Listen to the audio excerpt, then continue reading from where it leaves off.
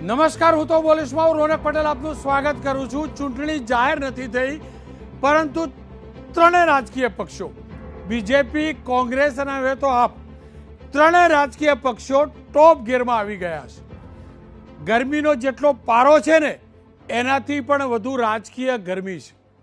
અરવિંદ કેજરીવાલ થોડાક દિવસ પહેલા આવ્યા હતા, ત્યારબાદ CR પાટીલનું નિવેદન આવ્યું હતું નામ લીધા સિવાય કે દિલ્હીથી એક ઠગ વારંવાર આવે છે અને મહાઠગ કહેલું. સ્વાભાવિક છે, ભલે નામ ન બોલ્યા હોય, પાછું એમ પણ કહ્યું કે નામ લેવાની જરૂર નથી. એનો મતલબ ઇશારો કેજરીવાલ ઉપર હતો. ઠીક એના પ્રત્યુત્તરમાં કેજરીવાલ જ્યારે હવે રાજકોટ આવી રહ્યા છે ત્યારે આમ આદમી પાર્ટીના પ્રભારી ગુલાબસિંહે અને ધારાસભ્ય દિલ્હીના એમ કહી દીધું કે મહાઠગ બીજેપીના પ્રદેશ અધ્યક્ષ છે. આ તો ઠગ પોલિટિક્સની વાત થઈ. અને ફરીથી કહીશ, આ પ્રકારના વાદ વિવાદ, આ પ્રકારની નિવેદનબાજી જેમ જેમ ચૂંટણી આવશે તેમ સતત વધતી રહેવાની છે, સતત. અને આ જ આપણી લોકશાહીની કમજોરી છે. તમામ રાજકીય પક્ષો પક્ષની નીતિ રીતિને ભૂલી એકબીજા ઉપર સીધા આરોપો લગાવે છે. ભાઈ, આ 1-to-1 ફાઇટ નથી, આ લડાઈ નથી, આ ચૂંટણી છે. પણ કોઈ માનવા તૈયાર નથી. અને એના શ્રી ગણેશ આવતીકાલથી જબરજસ્ત થવાના છે. અત્યાર સુધી કાર્યક્રમો થયા, પણ આવતીકાલથી સતત કાર્યક્રમોની વણઝાર થવાની છે. રાહુલ ગાંધી, કોંગ્રેસના પૂર્વ પ્રમુખ, આવતીકાલે દાહોદ જિલ્લામાં આવી રહ્યા છે અને આદિવાસીઓ માટે ક્રાંતિ લાવવાની નેમ સાથે યાત્રા શરૂ કરવાના છે. આદિવાસી બેલ્ટ ઉપર ઇન્દિરા ગાંધી જ્યારે પ્રધાનમંત્રી હતા ને ત્યારે લોકસભાની ચૂંટણીનો પ્રચાર દક્ષિણ ગુજરાતના આદિવાસી બેલ્ટથી અથવા તો મહારાષ્ટ્રની સરહદ અને ગુજરાતની સરહદ ઉપર આવતા નંદુરબાર જિલ્લાથી કરતા હતા. ઠીક એ જ રીતે રાહુલ ગાંધી આવતીકાલે કાર્યક્રમ કરવાના છે. તમામ કોંગ્રેસના પ્રદેશના મોટા નેતાઓ દાહોદ પહોંચી ચૂક્યા છે. જો કે એવું નથી જાણતો કે મોટા નેતાઓ એટલે કે એમના ઇન્ચાર્જ પ્રમુખ હાર્દિક પટેલ પહોંચ્યા છે કે નથી. પણ બીજી તરફ કેજરીવાલના પ્રવાસની પણ જબરજસ્ત તૈયારી થઈ રહી છે. અરવિંદ કેજરીવાલ પહેલા કાર્યક્રમ કરી આવ્યા દક્ષિણ ગુજરાતમાં આદિવાસી બેલ્ટ ઉપર. હવે રાજકોટ એટલે કે સૌરાષ્ટ્ર તરફ તેમની નજર છે. રાજકોટમાં કાર્યક્રમના આયોજન માટેના દ્રશ્યો જોઈ શકો છો. તમામ પ્રદેશના નેતાઓ આમ આદમી પાર્ટીના કામે લાગી ગયા છે. અને કામ શું શું હોય છે એ પણ કહી દઉં. ભાજપ હોય, કોંગ્રેસ હોય કે આમ આદમી પાર્ટી, ટ્રેક્ટરોને ટેમ્પા ભરી ભરી મેદાન કેવી રીતે ભરવા એ મોટામાં મોટું આયોજન હોય છે. અને તમામ લોકો આ કરે છે. હું એકલો આમ આદમી પાર્ટીને નથી કહેતો. ત્રીજી તરફ પ્રધાનમંત્રીના કાર્યક્રમો પણ આ જ મહિનાના બીજા અથવા ત્રીજા અઠવાડિયામાં શરૂ થઈ રહ્યા છે. સ્વાભાવિક રીતે જ સ્પષ્ટ સંકેત છે કે ટોપ ગિયરમાં રાજનીતિ પહોંચી ચૂકી છે. એટલે કે એક્સપ્રેસ વે ઉપર આ પહોંચી ચૂકી છે જ્યાં કોઈ ગતિ મર્યાદા નથી. પણ મર્યાદા તો હોવી જોઈએ, શબ્દોની મર્યાદા હોવી જોઈએ. એ નથી રહેવાની એ પણ હકીકત છે. આ તમામની વચ્ચે એક મોટા સમાચાર આજે મોડી સાંજે આવ્યા કે કોંગ્રેસના 4 ધારાસભ્યો નરેશ પટેલને લઈ દિલ્હીની મુલાકાતે પહોંચ્યા. લલિત કગથરા, ટંકારાના ધારાસભ્ય, લલિત વસોયા, ડૉક્ટર કિરીટ પટેલ પાટણના ધારાસભ્ય અને પ્રતાપ દુધાત. નરેશભાઈ પટેલની સાથે કોંગ્રેસના શીર્ષક નેતૃત્વને મળવા ગયા. સ્વાભાવિક જ પ્રયાસ એ હશે કે નરેશ પટેલને કોંગ્રેસ સાથે કોઈ પણ હિસાબે જોડવા. કારણ કે પ્રશાંત કિશોર જ્યારે ના પાડી ચૂક્યા છે ત્યારે એક શસ્ત્ર કોંગ્રેસને હજુ પણ નરેશ પટેલ રૂપી દેખાઈ રહ્યું છે. અને કોંગ્રેસના આ 4 ધારાસભ્યોને એટલે ચિંતા છે કે આ 4 પૈકીના 3 પાટીદાર છે અને સ્વાભાવિક રીતે જ એમની હાર જીત જે છે એને બળ નરેશ પટેલ કોંગ્રેસમાં આવે છે કે નહીં એ પરિબળ ઉપર પણ એ બળ વધઘટ થવાનું છે. આજે મોડી સાંજે પાછા આવશે. શું થશે કોઈ જાણતું નથી. પરંતુ હવે નરેશ પટેલ રાજનીતિમાં જોડાશે કે નહીં, લગભગ કોઈ કહેતું નથી પણ પૂર્ણ વિરામ લાગી ચૂક્યું છે. ખેર, મૂળ મુદ્દા ઉપર આવું. તમામ નેતાઓની સભાઓ શરૂ થઈ ચૂકી છે. પ્રધાનમંત્રીનો પણ કાર્યક્રમ થવાનો છે. સાથે કોંગ્રેસના રાહુલ ગાંધી પણ કાલે આવી રહ્યા છે. મારી સાથે ઋત્વિજ પટેલ જોડાયા છે. ઋત્વિજ પટેલ સાથે પણ વાત કરું, પણ સાથે હું જોડવાનો છું કોંગ્રેસના પ્રભારી રઘુ શર્માને પણ. ઋત્વિજભાઈ, તમારાથી શરૂઆત કરીશ. કાર્યક્રમો શરૂ થઈ ચૂક્યા, તમે લોકો ટોપ ગિયરમાં આવ્યા, જો કોંગ્રેસ પણ આવી, આમ આદમી પણ આવી. આ 3 ટ્રેક હશે, 2 ટ્રેક હશે, અને રાહુલ ગાંધીનું ખાસ કરીને આદિવાસી બેલ્ટ ઉપર આવું કે જ્યાંથી તમે હમણાં ધારાસભ્ય લઈ આવ્યા છો, આદિવાસી ધારાસભ્ય લઈ આવ્યા છો કોટવાલના રૂપમાં, ત્યાં એમનો પ્રવાસ કેટલો મોટો ભારતીય જનતા પક્ષ માટે પડકાર? જો ભારતીય જનતા પાર્ટી માટે કોઈ પડકાર નથી રોહનભાઈ. દરેક પાર્ટી પોતપોતાની રીતે કાર્યક્રમો કરે, એમાં કશું ખોટું નથી. પરંતુ અહીંયા પ્રશ્ન એ ઊભો થાય છે કે માત્ર ચૂંટણીના સમયે શેના માટે પ્રવાસ થઈ રહ્યા છે?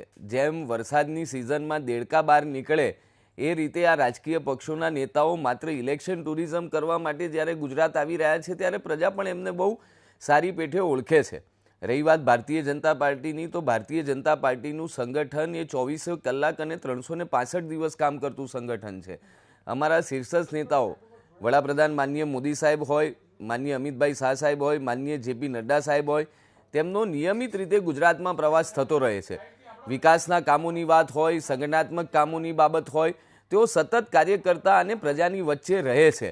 અમારા પ્રદેશના અધ્યક્ષ વન ડે વન ડિસ્ટ્રિક્ટ કાર્યક્રમ કરી રહ્યા છે, જ્યારે કોંગ્રેસના રાહુલ ગાંધી માત્ર વન ડે પિકનિક કરી રહ્યા છે. એટલે કુલ મળીને ભારતીય જનતા પાર્ટીનું નેતૃત્વ હોય અથવા તો કાર્યકર્તા હોય, એ સતત લોકોની વચ્ચે રહેતો હોય છે. અને બાકી તમે જે વાત કરી રહ્યા છો, કોંગ્રેસના રાહુલ ગાંધી હોય કે અન્ય પાર્ટીના કોઈ નેતા હોય, એ માત્ર ઇલેક્શન ટુરિઝમના ભાગરૂપે ચૂંટણીમાં લોકોને ભરમાવવા માટે આવી રહ્યા છે, જેને પ્રજા ખૂબ સારી પેઠે જાણે છે. જી ઋત્વિજભાઈ, આવો તમને સંભળાવી દઉં. રઘુ શર્મા સાથે મેં વાત કરી છે. સતત જે ઘટનાક્રમ બદલાઈ રહ્યો છે, આપ જે વાત કર્યા છો એનાથી અલગ રઘુ શર્મા સ્પષ્ટ રીતે કહી રહ્યા છે કે અમારા જેટલા લઈ જાઓ એટલા લઈ જાઓ, તમે જ્યાંથી લઈ જશો ને ત્યાં અમે ભાજપને હરાવીશું. आओ साहब, रघु शर्मा શું કહ્યું? रघु शर्मा साहब, आपका बहुत बहुत स्वागत है, क्योंकि राहुल गांधी आ रहे हैं. तो क्या हम ये मान ले कि चुनाव की पूरी तैयारी हो चुकी है और कांग्रेस भी चुनाव मैदान में उतरने के लिए टॉप गियर में पहुंच चुका है? और क्या वजह रही कि चुनाव का पहला प्रवास जो है वो ट्राइबल बेल्ट सिलेक्ट किया गया? देखिए, कांग्रेस पार्टी चुनाव के समय चुनाव की तैयारी नहीं करती है. हमारी 365 दिन चुनाव की तैयारी रहती है. अभी हमने चिंतन शिविर किया फरवरी के महीने में. उसके बाद पूरे गुजरात के अंदर ट्रेनिंग प्रोग्राम जिला स्तरीय हमारे हुए. तो हमारे कार्यक्रम चलते रहते हैं. हर प्रोग्राम को चुनाव से देखना ठीक नहीं है, लेकिन एक बहुत बड़ा प्रोग्राम कल आदिवासी सत्याग्रह का हमारे पूर्व अध्यक्ष जो कांग्रेस पार्टी के हैं आदरणीय राहुल गांधी जी, वो यहाँ दाऊद से शुरू करने जा रहे हैं. ये कार्यक्रम आगे 6 महीने तक पूरे आदिवासी अंचल में चलेगा. जो अधिकार कांग्रेस पार्टी ने सरकार में रहते हुए आदिवासी अधिनियम कानून के तहत इनको दिए थे आदिवासियों को, यहाँ लंबे समय से बीजेपी की सरकार ने उन अधिकारों को पूरी तरह से सुनिश्चित नहीं किया देना आदि. लेकिन शर्मा साहब, आप बता रहे हैं आदिवासी पलायन कर रहे हैं, लेकिन दूसरी ओर आदिवासी विधायक पलायन कर चुके हैं. कांग्रेस के कोटवाल जो ट्राइबल के आदिवासी नेता थे, एमएलए थे, वो लेके गए. ये रौनक भाई यही दुर्भाग्य की बात है. यही दुर्भाग्य की बात है कि हम ऐसे विधायकों के पलायन की चिंता क्यों करें. हमें आदिवासी के पलायन की चिंता करनी है, आदिवासी विधायक के पलायन की चिंता नहीं करनी. वो तो गया अपने स्वार्थ के लिए, और जब उसकी जमीन खिसक गई और जीतने की स्थिति में नहीं था तब गया. अब बीजेपी को मुबारक हो ऐसे विधायक. हम फिर जीत लेंगे खेड़ ब्रह्मा, हम जीतेंगे वडगांव. बीजेपी को कोई फायदा होने वाला नहीं इस राजनीति से. अगर उनमें जरा सा नैतिकता बची है तो ये आदिवासियों के लिए काम करो. जो आदिवासी उम्मीद करता है सरकार से, उसके लिए कुछ करेंगे नहीं और विधायक पे नजर रखेंगे, उससे बीजेपी को कुछ फायदा होने वाला नहीं है. क्योंकि चुनाव से जुड़ी और राजनीति की बात हो रही है, तो मुझे ये भी समझना है, क्योंकि आज कई विधायक, कांग्रेस के 4 विधायक गए दिल्ली आपके पक्ष के केंद्रीय नेतृत्व को मिलने के लिए, नरेश पटेल को अच्छी बात लेकर, है। नरेश पटेल को लेकर कहां तक बात पहुंची और कहां पेच फंसा हुआ अच्छी है? बात है। देखिए, मेरे को कोई जानकारी नहीं है, लेकिन अगर कोई दिल्ली जाता है तो इसमें कोई बुराई नहीं है, अच्छी बात है। मिलने जुलने का कार्यक्रम चलता रहना चाहिए। नहीं सर, मैं ये जानना चाहता हूं पेच कहां फंसा है नरेश पटेल को लेकर?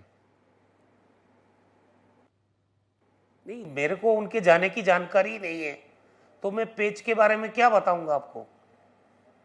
शर्मा साहब, क्योंकि राहुल गांधी आ रहे हैं, उसके बाद में राजकोट के अंदर अरविंद केजरीवाल भी आ रहे हैं, बाद में पीएम के भी कार्यक्रम हो रहे हैं। अरविंद केजरीवाल के बार बार के दौरे, देखिए आपने दाहोद का राहुल गांधी का प्रोग्राम किया, उसके पहले केजरीवाल वहां प्रोग्राम करके गए भरूच डिस्ट्रिक्ट में। केजरीवाल कितना बड़ा फैक्टर हो सकते हैं, क्योंकि देखिए दिल्ली से निकलकर पंजाब में वो सरकार बना पाए, वहां भी कांग्रेस को दूर किया, अब गुजरात की बारी है, ऐसे में केजरीवाल कितना बड़ा फैक्टर आपको लग रहे हैं? देखिए, हर राज्य की राजनीतिक परिस्थितियां अलग होती है। ये केजरीवाल जी तो गोवा में भी गए थे, उत्तराखंड में भी गए थे, यूपी में भी गए थे, वहां क्यों नहीं सरकार बनी? गुजरात में उनका एक विधायक नहीं है। खुद उनकी पार्टी के नेता कहते हैं हम 50 सीट 55 सीट जीतेंगे, तो इतनी सीटों पे सरकार नहीं बदलती है। वो खुद मान रहे हैं कि अब विकल्प नहीं है, तो फिर आप जो विकल्प है उसको नुकसान पहुंचाने की राजनीति कर रहे हो। तो मैं ये कहूंगा कि बीजेपी की बी टीम है। नहीं, देखिए आप बीजेपी की बी टीम कहते हैं, लेकिन बीजेपी के प्रदेश अध्यक्ष केजरीवाल का नाम लिए बिना कह देते हैं कि वो महाठग है। सामने उनके प्रभारी, आपके प्रभारी बता रहे हैं कि कांग्रेस बीजेपी के जो प्रदेश अध्यक्ष ठग है, तो कहीं ना कहीं लग रहा है कि लड़ाई ठग वर्सेस महाठग इस प्रकार के बातों को लेकर हो रही है। तो क्लियर कट है कि वो आमने सामने तो है। रौनक भाई, उन्होंने व्यक्तिगत हमला किया। अरविंद केजरीवाल ने सीआर पाटिल साहब के ऊपर व्यक्तिगत हमला किया था कि पूरी बीजेपी को कोई एक गुजराती नहीं मिला जो मराठी को अध्यक्ष बनाया। आपने भी वो ट्वीट देखा होगा, इसलिए शायद सीआर पाटिल साहब उनके बारे में ऐसे कमेंट कर रहे हैं। तो ये तो इनके आपस के कमेंट हैं, वरना आप बताइए कि आम आदमी पार्टी या विकल्प है या कांग्रेस विकल्प है? अब आखिर में आप बता दीजिए, 125 का टारगेट था, क्या कुछ होने जा रहा है? कितनी उम्मीद है जिस प्रकार की स्थिति बनी है? 125 प्लस का टारगेट है और हम इससे अच्छा बेहतर प्रदर्शन करेंगे, सरकार बनाएंगे। आशंका है और कोटवाल जाए, ऐसी और कोई कोटवाल हो कांग्रेस में? आखिरी सवाल। मैंने क्या कहा आपको, हमारा पार्टी नेतृत्व तो कई बार इन बातों को स्पष्ट कर चुका है। जो वैचारिक कमिटमेंट के साथ पार्टी में काम करना चाहता है उसका स्वागत है, और अगर कोई खरीद फरोख्त की राजनीति में जो भारतीय जनता पार्टी कर रही है उसमें पढ़ना चाहता है, तो कोई आदमी घर क्यों छोड़ता है? इसलिए कि जिसकी जमीन खिसक जाती है वो घर छोड़ता है। इसलिए इससे किसी पॉलिटिकल पार्टी की सेहत पे या हमारे चुनाव जीतने के प्रोफाइल पे कोई फर्क पड़ने वाला नहीं है। आप खेड़ ब्रह्मा भी हम जीत के दिखाएंगे आपको, हम बता रहे हैं। वो कांग्रेस की सीट है, किसी व्यक्ति की सीट नहीं है वो। ખેર ખુલ્લો પડકાર કોંગ્રેસે આપ્યો છે, ભાજપ જેટલા લેવા એટલા લઈ જાય, પણ જે બેઠક ઉપરથી ભાજપ ધારાસભ્યો કે નેતા લઈ જશે એ બેઠક ઉપર વિધાનસભાની ચૂંટણીમાં ભાજપને હરાવીશું. ઋત્વિજભાઈ, તમે સાંભળ્યા, કોંગ્રેસના પ્રભારીને સાંભળ્યા. ખુલ્લો પડકાર, અને કોટવાલવાળો તો ખુલ્લો પડકાર કે ખેડ બ્રહ્મા જીતીને બતાવો. જો રોનકભાઈ પ્રભારી તરીકે સ્વાભાવિક રીતે પોતાની પાર્ટીના જે તે રાજ્યના કાર્યકર્તાઓમાં જુસ્સો ભરવા માટે એમણે આ પ્રકારનું નિવેદન આપવું પડે હું સમજું છું, પરંતુ અમે ક્યારેય કોઈ પણ ધારાસભ્ય કોઈ પણ આગેવાનને સામેથી અમારી પાર્ટીમાં જોડાવા માટે આમંત્રણ આપતા નથી.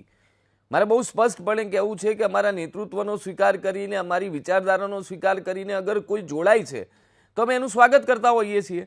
અને આ વખતે ખેડ બ્રહ્માની કે વડગામની વાત તો જવા દો, અમે તો 182 બેઠક જીતવાના લક્ષ્ય સાથે મેદાનમાં ઉતર્યા છીએ. અમારે તો બધી જ બેઠકો સર કરવાની છે. એટલે રઘુ શર્માજી ધોળા દિવસે સ્વપ્ન જોતા હોય તો એમને મુબારક, મારા કરતાં ઉંમરમાં અને અનુભવમાં ખૂબ વડીલ છે એટલે મારે એમના વિશે બીજું કંઈ નથી કહેવું, પરંતુ એટલું હું ચોક્કસ કહીશ કે 182 બેઠકોનું જે અમારું લક્ષ્યાંક છે એને સિદ્ધ કરવા માટે અમારું નેતૃત્વ અને અમારા કાર્યકર્તાઓ કમર કસી રહ્યા છે, ત્યારે કોંગ્રેસને આ વખતે અત્યાર સુધીની સૌથી મોટી ધોબી પછાડ મળવાની છે. ભારતીય જનતા પાર્ટી ઐતિહાસિક જીત તરફ આગળ વધી રહી છે. ત્યારે હું ફરી એકવાર આપના ચેનલના માધ્યમથી કહેવા માંગુ છું કે અમે સતત લોકોની વચ્ચે રહેતા કાર્યકર્તાઓ છીએ અને આ બાકીની પાર્ટીના નેતાઓ એ માત્ર ને માત્ર પોતાના ચૂંટણીગત લાભ માટે લોકોની વચ્ચે ઇલેક્શન ટુરિઝમમાં પ્રવાસી કાર્યકર્તાની જેમ આવતા લોકો છે, એ પ્રજાની વચ્ચે રહેનાર લોકો નથી. શબ્દ બોલાય બદલ હું દિલગીર છું. એ પછાડ શબ્દ છે, ખેર એ માટે હું પણ દિલગીર છું. કદાચ એ જૂનો શબ્દ હતો એ ન બોલું છું. પણ ઋત્વિકભાઈ જુઓ, રાહુલ ગાંધી આપ જાણો છો પરંપરાગત વોટ બેંક છે ઉમરગાંવથી અંબાજીનો ટ્રાઇબલ બેલ્ટ કોંગ્રેસનો, અને અનેક વખતે ઇન્દિરા ગાંધી દક્ષિણ ગુજરાતના બેલ્ટથી પ્રવાસ કરી ચૂક્યા છે, પ્રચારની શરૂઆત કરી ચૂક્યા છે. સોનિયા ગાંધી પણ એ જ માર્ગે, અને હવે રાહુલ ગાંધી પણ. તકલીફ તો પડે ને, એમની પરંપરાગત વોટ બેંક.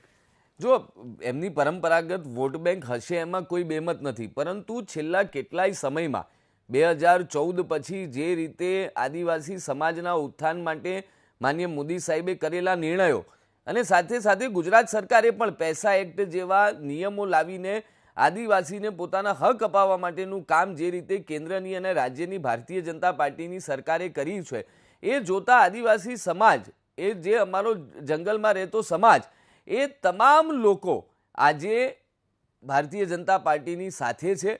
એ તમે 2014ના ઇલેક્શનમાં પણ જોયું, 2019-17ના ઇલેક્શનમાં જોયું, 2019ના ઇલેક્શનમાં પણ જોયું. તમે સ્થાનિક સ્વરાજની ચૂંટણીઓના પરિણામો પણ જુઓ રોનકભાઈ. 41 જિલ્લા પંચાયત જેમાં આદિવાસી વિસ્તાર પણ આવી ગયો, એ દરેક જિલ્લા પંચાયતમાં ભારતીય જનતા પાર્ટીનું, બધી જ જિલ્લા પંચાયતોમાં ભારતીય જનતા પાર્ટીનો વિજય થયો. એટલે સમાજના તમામ વર્ગના લોકો ભારતીય જનતા પાર્ટીને સમર્થન આપી રહ્યા છે. ત્યારે લોકસભામાં પણ રાહુલ ગાંધી આવ્યા હતા. લાવવાની શું જરૂર? જો જનતાનું સમર્થન છે તો કોંગ્રેસમાંથી લાવવાની શું જરૂર? મેં તમને કહ્યું રોનકભાઈ, આ ડિબેટની શરૂઆતમાં જ કહ્યું કે અમે ક્યારેય કોઈને આમંત્રણ આપ્યું નથી. અમારી પાર્ટીમાં કોઈ આવે તો અમે એમનો સ્વીકાર કરતા હોઈએ છીએ, અને ચૂંટણી સમયે કોણ ચૂંટણી લડશે એ નક્કી કરશે કેન્દ્રીય પાર્લામેન્ટરી બોર્ડ. 182 સક્ષમ અને શ્રેષ્ઠ ઉમેદવારો સાથે અમે જ્યારે મેદાનમાં ઉતરવાના છીએ, ત્યારે ન માત્ર આદિવાસી સમાજ પરંતુ સમાજના તમામ વર્ગના લોકો ભારતીય જનતા પાર્ટીને સમર્થન અને આશીર્વાદ આપવાના છે. રાહુલ ગાંધીજી 2019માં પણ આવી રીતે ઇલેક્શન ટુરિઝમમાં સભાઓ કરી ગયા છે, 2017માં પણ સભાઓ કરી ગયા છે, પરંતુ ક્યારેય તેમને સકારાત્મક પરિણામ મળ્યું નથી. આ વખતે પણ નિરાશા પ્રાપ્ત થશે. આપ જોડાયેલા રહેજો. મારી સાથે ધીમનભાઈ જોડાયા છે. ધીમનભાઈ, આપ જોડાયા પહેલા મેં રઘુ શર્મા સાથે વાત કરી. હવે જુઓ, સતત પ્રવાસ વધી રહ્યા છે. રાહુલ ગાંધી કાલે આવવાના, ત્યારબાદ કેજરીવાલ આવવાના, ત્યારબાદ પીએમના કાર્યક્રમ. આ તમામની વચ્ચે રઘુ શર્માએ મને બહુ કન્ફ્યુઝ કર્યો ધીમનભાઈ. એટલે મને લાગ્યું કે એક વરિષ્ઠ પત્રકારને મારી કન્ફ્યુઝન દૂર કરવા માટે મદદ માગું. મારી કન્ફ્યુઝન ધીમનભાઈ એ છે, હું ગ્રાફિક્સ બનાવી નથી શકતો. 182ની વિધાનસભા, બીજેપી કે 182માંથી 182, કોંગ્રેસ કે 125, તો મારે ગ્રાફિક્સ શું બનાવ, ગણિત જોડવું કેવી રીતે ધીમનભાઈ? રોનક, પહેલા તો મારા માટે આ બ્રેકિંગ ન્યૂઝ છે કે આ દુનિયામાં એવું પણ કોક છે જે રોનકને કન્ફ્યુઝ કરી શકે. વેલ, ગ્રાફિક્સની તો પછી વાત થઈ. મને તો એક એવો રોમાંચ થાય છે કે વિશ્વમાં જે અત્યારે રશિયા અને યુક્રેન વચ્ચે યુદ્ધ ચાલી રહ્યું છે, એનાથી મોટું યુદ્ધ ગુજરાતમાં થવાનું છે. જે રીતે મહારથીઓ, અતિરથીઓ અને રથીઓ ગુજરાત ઉપર ઉતરી આવે છે, વડાપ્રધાન નરેન્દ્ર મોદીથી માંડી રાહુલ ગાંધી અને કેજરીવાલ પણ, એ જોતા ગુજરાતની આવતા દિવસોમાં શું હાલત થશે, શું સ્થિતિ જશે, એ કલ્પના કરીને હું થોડોક રોમાંચિત થઈ ગયો છું. એમાં કોઈ શક નથી કે ઇલેક્શન વહેલા થાય કે મોડા એના સમયસર થાય, બહુ ઓછો સમય હવે ઇલેક્શન માટે ગુજરાતમાં બાકી રહ્યો છે. ત્યારે સ્વાભાવિક છે કે ગુજરાત એક એવું સ્ટેટ જે નરેન્દ્ર મોદીનો, બીજેપીનો ગઢ છે, એક પ્રેસ્ટિજિયસ ઇલેક્શન પણ છે. એમાં નરેન્દ્ર મોદી અને બીજેપી તો એમની ટોટલ તાકાત લગાવે, સ્વાભાવિક છે. અને એક મહત્વાકાંક્ષી પર્સનાલિટી છે નરેન્દ્ર મોદી હોય કે CR પાટીલ, કે 182માંથી 182 જીતવાની વાત કરે, જે લોકશાહી માટે પણ ઉપકારક નથી. પણ જે થોડી ઘણી વધેલી સીટો 182 માંથી કોંગ્રેસ અને આપને મળે તો એના માટે રાહુલ ગાંધી અને અરવિંદ કેજરીવાલ પણ હવે ગુજરાતમાં દોડાદોડ કરવાના છે. તમે ગ્રાફિક્સની ચિંતા રહેવા દો, ગ્રાફિક્સ ઉપરાંત બીજું ઘણું તમને મળશે આવનારા દિવસોમાં. રોનક, ધીમનભાઈ, જો આપે કહ્યું ઘણું મળશે, એક મુદ્દો આવ્યો. અરવિંદ કેજરીવાલ CR પાટીલ ઉપર અંગત આરોપ લગાવીને ગયા. ત્યારબાદ CR પાટીલે નામ લીધા વગર એમ કહ્યું કે દિલ્હીથી એક મહાઠગ આવે છે. ત્યારબાદ જુઓ, આપે જે કહ્યું નવું નવું મળવાનું, ત્યારબાદ જુઓ ગુલાબસિંહ યાદવ, એમને આજે કહ્યું કે CR પાટીલ મહાઠગ છે. પહેલાં ધીમનભાઈ સાંભળી લઈએ આજે આમ આદમી પાર્ટીના પ્રભારીએ શું કહ્યું. आज पूरे गुजरात में एक वाइट कॉलर गुंडा जो कि बुटलेकर के नाम से प्रसिद्ध है, CR पाटिल, जिन्होंने अरविंद केजरीवाल को महाठग के नाम से कहकर उनका अपमान किया. मैं कहना चाहता हूं, महाठग अरविंद केजरीवाल नहीं, CR पाटिल साहब आप हो जो गुजरात के 6.5 करोड़ लोगों को अपमानित कर रहे हो. आप हो जो गुजरात के अंदर गुजरात पुलिस का इस्तेमाल कर गुजरात के लोगों को दबाने की कोशिश कर रहे हो.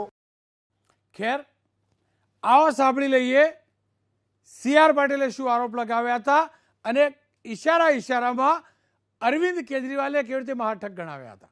એમાં એક હમણાં એક નવો અવતાર આવ્યો છે ગુજરાતની પ્રજાને. હું વારંવાર વિનંતી પણ કરતો હોઉં છું કે આ એક મહાઠગ એ ગુજરાતમાં આવે છે. ગુજરાતના લોકોને ઠગવાનો પ્રયત્ન કરે છે. ગુજરાતની પ્રજા એનાથી સાવધાન રહે. તમે ઓળખો છો આ ઠગને? હા, આપણે એનું નામ લેવાની જરૂર નથી, એનું નામ જ ઠગ છે.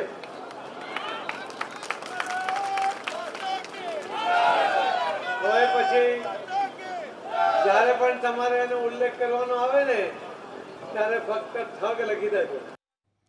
રાજનીતિમાં શું થવાનું છે? ધીમનભાઈ કહેતા હતા બહુ બધું મળશે. ધીમનભાઈ, આ પ્રકારના અંગત આરોપ શું આ શરૂઆત છે કે આ પરાકાષ્ઠા છે? જો રોનક, સૌથી પહેલા તો મને લાગે છે કે અરવિંદ કેજરીવાલે કે આપે ગુસ્સે થવાનું કોઈ કારણ છે નહીં. શા માટે આટલી બધી નારાજગી છે એમની? CR પાટીલ જ્યારે એમને મહાઠગ કે ત્યારે મારી દ્રષ્ટિએ બહુ મોટી વાત એટલા માટે છે કે CR પાટીલ અને બીજેપી નરેન્દ્ર મોદી સિવાય બીજા કોઈ માટે વાપરતા નથી. એ વિશેષણોનું પણ વિશેષણ જો એ અરવિંદ કેજરીવાલ માટે વાપરતા હોય તો અરવિંદ કેજરીવાલ માટે આપ માટે બહુ મોટી ક્રેડિટની વાત છે. તમે જુઓ, પાછલા ઇલેક્શનોમાં કોંગ્રેસ જ્યારે બીજેપીની સામે લડતી હતી, તમે તો 2001 થી 2022 સુધીના બધા ઇલેક્શન્સના સાક્ષી છો, આઈ વિટનેસ છો. તમને ખ્યાલ હશે કે મોદી જે જીત્યા એમાં મોદીનો જેટલો ક્રેડિટ મોદીને જતી હતી એના કરતા મારા દ્રષ્ટિએ વધારે ક્રેડિટ કોંગ્રેસને એટલા માટે જતી હતી કે સોનિયા ગાંધી હોય કે રાહુલ ગાંધી હોય, એ લોકોએ ઇલેક્શનના પ્રચારમાં નરેન્દ્ર મોદીને બીજેપીને ગાળો દઈને એટલા મોટા કર્યા કે નરેન્દ્ર મોદીને બીજેપીનો અહીંયા ગુજરાતમાં તો પગ જામી ગયો, દિલ્હી સુધી પહોંચ્યા.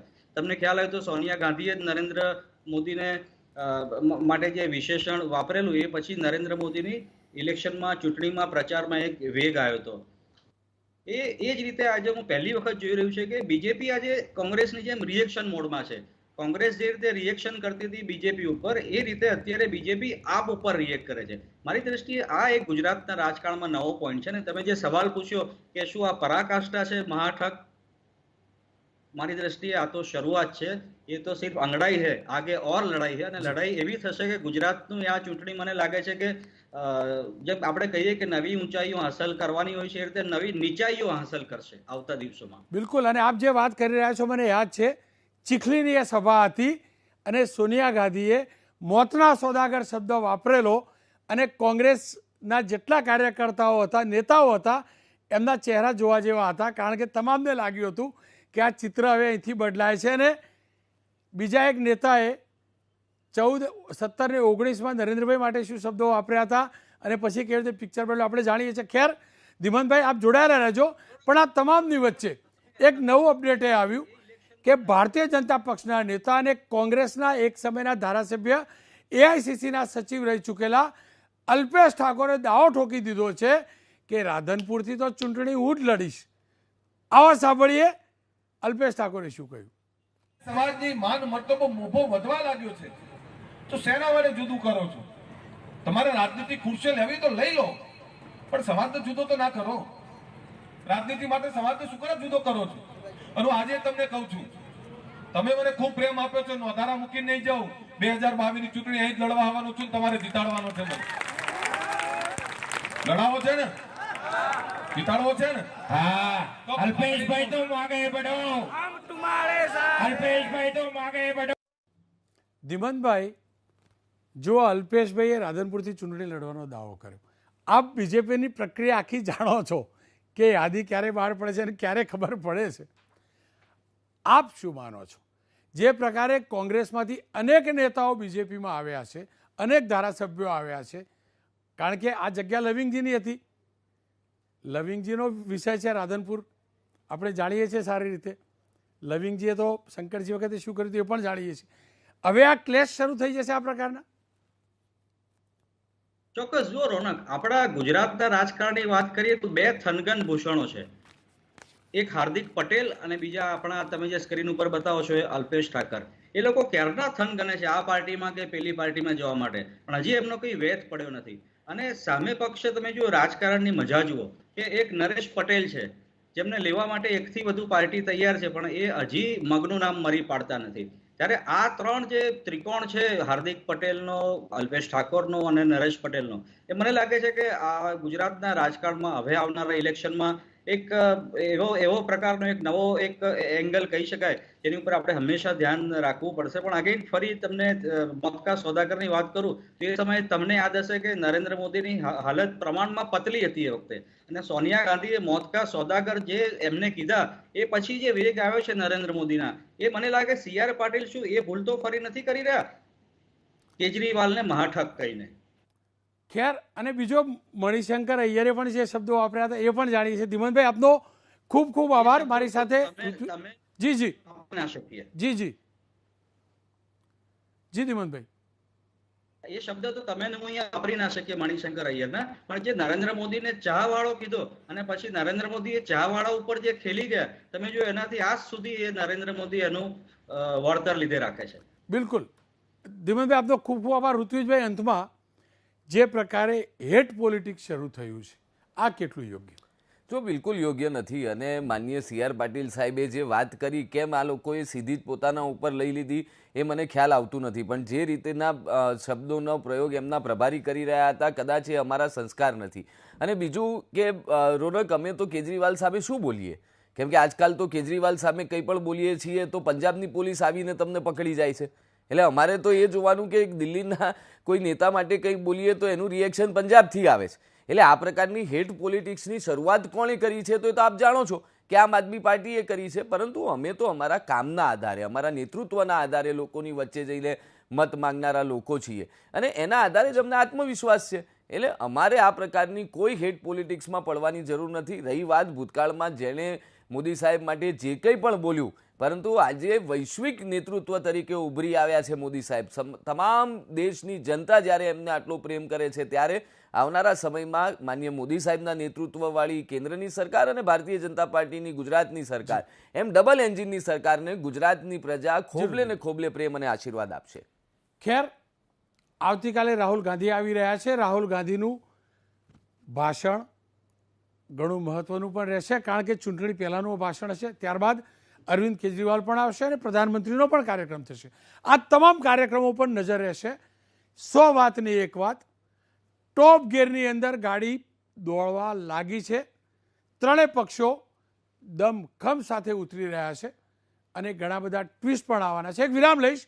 વિરામ બાદ પાણીના કાપનું પોસ્ટમોર્ટમ કરીશું, કારણ કે અનેક ઠેકાણેથી સિંચાઈ તો ઠીક, પીવાના પાણીની સમસ્યા, પીવાના પાણીના કાપના સમાચાર પણ આવી રહ્યા છે. વિરામ બાદ વાત કરીશું પીવાના પાણીના કાપના પોસ્ટમોર્ટમની.